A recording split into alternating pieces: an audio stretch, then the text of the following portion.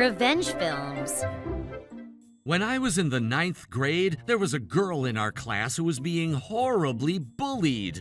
Her name was Carrie. She had a slight disability in one of her legs, nothing major, but it made her walk with a bit of a limp. Other than that, she was just a regular junior high school girl. The bullying started when one of the boys in class began mocking the way she walked. At first, it was just verbal abuse, such as calling her things like cripple and making nasty comments. But when Carrie ignored it and didn't react, they seemed to get angrier and took things further. Eventually, it escalated. Her textbooks were thrown out behind the school building. Her gym clothes ended up in the toilet. Stuff like that started happening more often. Still, Carrie didn't say a word. She just endured it quietly. And maybe because of that, a rumor started to spread around school. Back in 8th grade, Carrie had been out sick for almost a whole year. But then a rumor started that she had actually gotten pregnant and had an abortion during that time. To make matters worse, the leader of the bullying, this total scumbag, claimed the baby's father was her own brother. The girls in class started saying disgusting things like, "She's sleeping with her brother, that's so gross." They treated her like she was some kind of filthy creature. Carrie probably knew that if she said anything, it would only make things worse, so she kept her head down and stayed silent. But that doesn't mean she was completely alone. There was one person who stood by her, Michael. Whether it was at school, on field trips, or during any kind of group activity, Michael always stayed close to Carrie, trying to make sure the bullying didn't reach her. He was always there for her. Whenever someone tried to bully her in front of him, Michael would step in and shield her without hesitation. Back in middle school, Michael was the serious, glasses-wearing nerd type, so he wasn't exactly popular with the girls. But he was smart, top of the class, and held positions like class president and vice student council president. Teachers liked him, so he was mostly protected from outright bullying. Still, maybe the leader of the bullying and his gang didn't like how perfect Michael seemed. And eventually, they started targeting him, too, with their cruel, behind-the-scenes harassment. They did the same kind of things to Michael that they did to Carrie. One time, they even pushed him off an embankment on his way home from school. He was nearly seriously injured. He sprained his ankle and could barely walk, let alone attend school. But even then, Michael kept coming every single day. Carrie kept telling him he should rest and recover at home, but Michael wouldn't budge. I was worried too and asked if he was okay a couple times. He just said, "This is nothing." Then he added, "What really bothers me is the thought of Carrie being harassed behind my back when I'm not around. I can't stand that." It's true. No matter how much Michael tried to protect her, he couldn't stop everything, especially that awful rumor, the one about her getting pregnant by her own brother. It actually started spreading with even worse details. People were saying it wasn't just her brother, but that she'd slept with multiple guys and didn't even know who the father was, so she had to get an abortion. Because of that, Carrie wasn't only bullied at our school anymore. Kids from other schools started harassing her too. That's probably why Michael didn't want her to be alone for even a day. Eventually, graduation season came. The classmates who had bullied Carrie so badly suddenly stopped. Maybe they realized it could affect their high school recommendations and grades.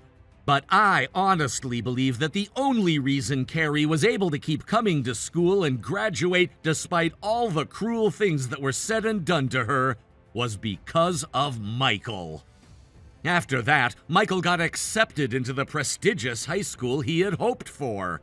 Even after graduation, he would sometimes visit Carrie at her home. But after he left for college in Tokyo, he only came back to see her about twice a year.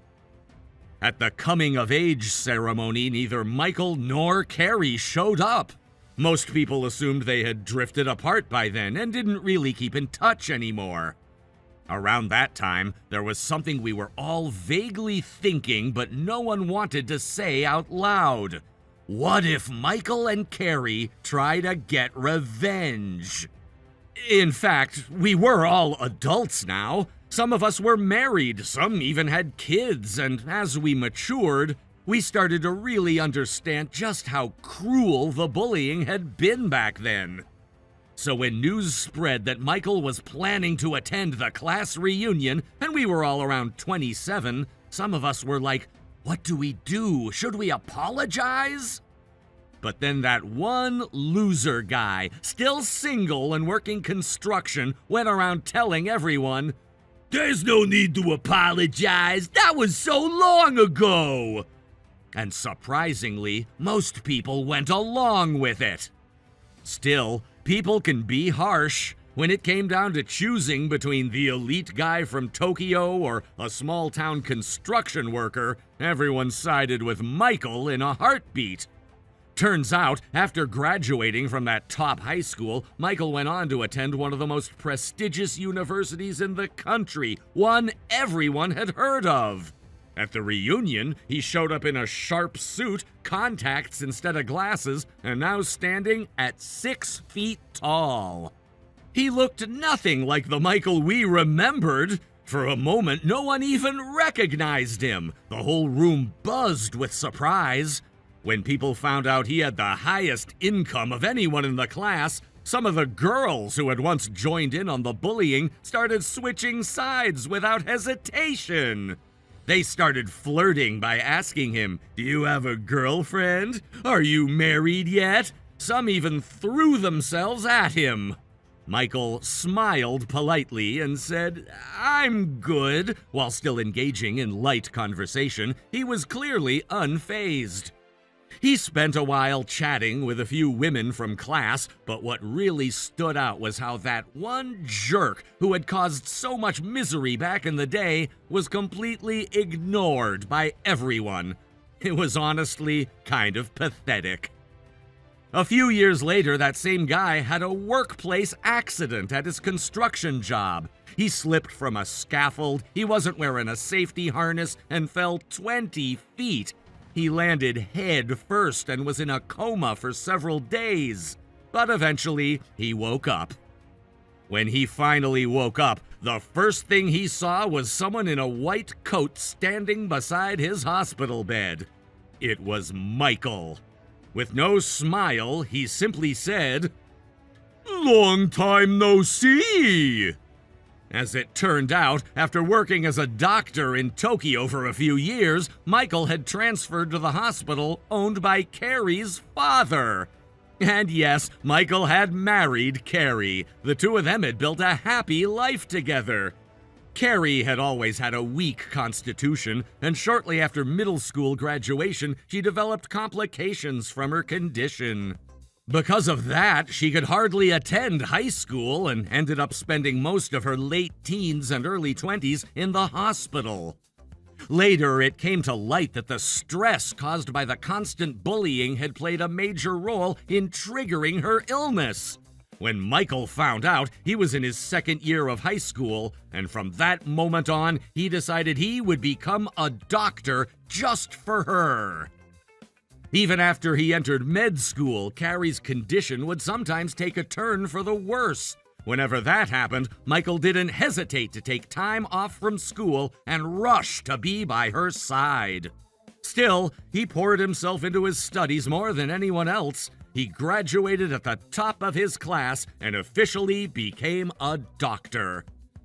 As for the guy in the hospital bed, his life had been spared, but he was now permanently paralyzed from the waist down and would spend the rest of his life in a wheelchair. After explaining all of this, Michael stood silently for a moment and finally said, "I guess everything you did eventually came back to you. That's karma for ya." In that moment, I suddenly remembered something from back in middle and high school. how Michael never once fought back, no matter what we did to him. He always just endured it with a quiet, "It's fine," like nothing was wrong. But even as a kid, I remember catching a glimpse of something in his eyes, a kind of hatred so deep it made me freeze. And now, lying there in that hospital bed, a terrifying thought crossed my mind. Could it be? After we parted ways that day, I later heard that several of the women who had been happily chatting with Michael at the reunion ended up getting fired from their jobs, one after another. At first, I wondered how something like that could happen. Then I found out that a rumor had started circulating, that back in middle school, they had mentally tormented another girl, pushing her to the edge. Because of that, they were labeled unfit for society and let go. Some of them, I heard, spiraled into depression or even became shut-ins. And when I remembered how Michael smiled so warmly at those very same women who used to torment Carrie, that same uneasy thought came back. What if he was only talking to them to gather information? Of course, I don't have any proof, it's just a theory. Now, Michael is happily married to Carrie, and they're living a peaceful life. But sometimes I wonder, maybe he had been quietly waiting all this time for the chance to get back at the people who hurt her so deeply. I don't know if what he did, if he really did anything, was right or wrong. But I do think this. Those people will probably spend the rest of their lives being looked down on, just like they used to look down on others. How was today's video? If you enjoyed it, please subscribe, like, and leave a comment. Stay tuned for more.